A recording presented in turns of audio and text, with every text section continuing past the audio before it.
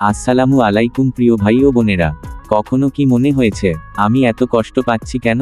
আল্লাহ যদি আমাকে ভালোবাসেন তাহলে এত পরীক্ষা কেন?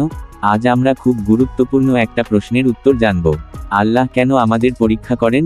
এই ভিডিওটা শেষ পর্যন্ত শুনলে আপনার দুঃখ, কষ্ট আর পরীক্ষাকে দেখার দৃষ্টিভঙ্গি বদলে যাবে ইনশাআল্লাহ। 1. এই দুনিয়া কি পরীক্ষার জায়গা? প্রথমেই আমাদের বুঝতে হবে, এই দুনিয়া আনন্দ করার চূড়ান্ত জায়গা না। কুরআনে আল্লাহ স্পষ্ট বলেছেন, তিনি জীবন ও মৃত্যু সৃষ্টি করেছেন আমাদের পরীক্ষা করার জন্য। এই দুনিয়া হলো পরীক্ষার হলো। যেমন স্কুলে পরীক্ষা ছাড়া কেউ পাশ করতে পারে না, তেমনি জান্নাতও পরীক্ষা ছাড়া পাওয়া যাবে না। যদি দুনিয়াতে কোনো কষ্ট না থাকতো, তাহলে ভালো মানুষ আর খারাপ মানুষের পার্থক্য কোথায় হতো? 2. কষ্ট মানেই কি শাস্তি?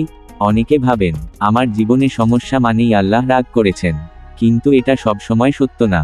মুহাম্মদ সাল্লাল্লাহু আলাইহি ওয়াসাল্লাম বলেছেন, সবচেয়ে বেশি পরীক্ষায় পড়েন নবীগণ, তারপর যারা তাদের নিকটবর্তী। ভাবুন তো, নবীরা কি খারাপ ছিলেন? না, তারা ছিলেন আল্লাহর সবচেয়ে প্রিয় বান্দা। তাহলে কেন তাদের এত কষ্ট হয়েছিল? কারণ পরীক্ষা মানেই শাস্তি না, বরং এটা মর্যাদা বাড়ানোর উপায়। 3. পরীক্ষা আমাদের কি শেখায়? 1. সবর শেখায়।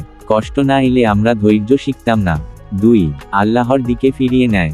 মানুষ সুখে থাকলে অনেক সময় আল্লাহকে ভুলে যায়, কিন্তু বিপদ এলে বলে, হে আল্লাহ, আমাকে বাঁচান। 3. গুনাহ মাফ করে।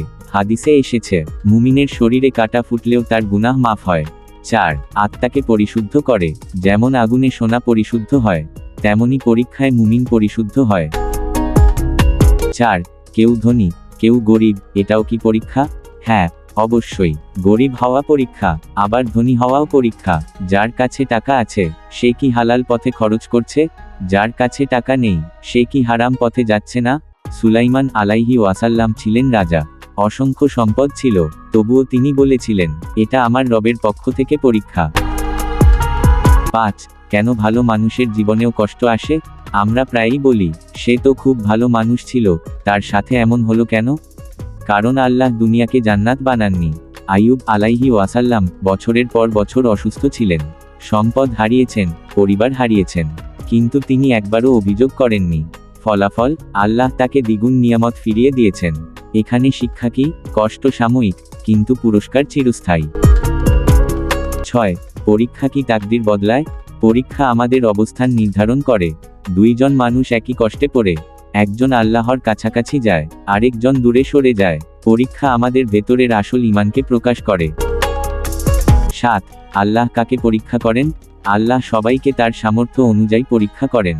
কুরআনে বলা হয়েছে, আল্লাহ কারো ওপর তার সামর্থ্যের বাইরে বোঝা চাপান না। আপনি যে কষ্টে আছেন, তার মানে আল্লাহ জানেন আপনি এটা সহ্য করতে পারবেন। 8. পরীক্ষার সময় আমাদের করণীয়: 1. বেশি বেশি দোয়া করা। 2. সালাত ঠিক রাখা। 3. হারাম পথ এড়িয়ে চলা। 4. ধৈর্য ধরা। 5. আল্লাহর প্রতি ভালো ধারণা রাখা। মনে রাখবেন, প্রতিটা অন্ধকার রাতের পরই সূর্য ওঠে। প্রিয় ভাই ও বোনেরা, আজ থেকে কষ্ট এলে বলুন, হয়তো আল্লাহ আমাকে আরো কাছে টানতে চান। পরীক্ষা মানে আপনি ব্যর্থ নন, পরীক্ষা মানে আল্লাহ আপনাকে তৈরি করছেন জান্নাতের জন্য। এই দুনিয়া অস্থায়ী, কিন্তু জান্নাত চিরস্থায়ী। তাই কষ্টে ভেঙে পড়বেন না, বরং বলুন, আলহামদুলিল্লাহ সব অবস্থায়। ভিডিওটি ভালো লাগলে শেয়ার করুন, কারণ হয়তো আপনার শেয়ারের মাধ্যমে কারো ঈমান বেঁচে যাবে। আল্লাহ আমাদের সবাইকে সবর করার তৌফিক দান করুন, আমিন।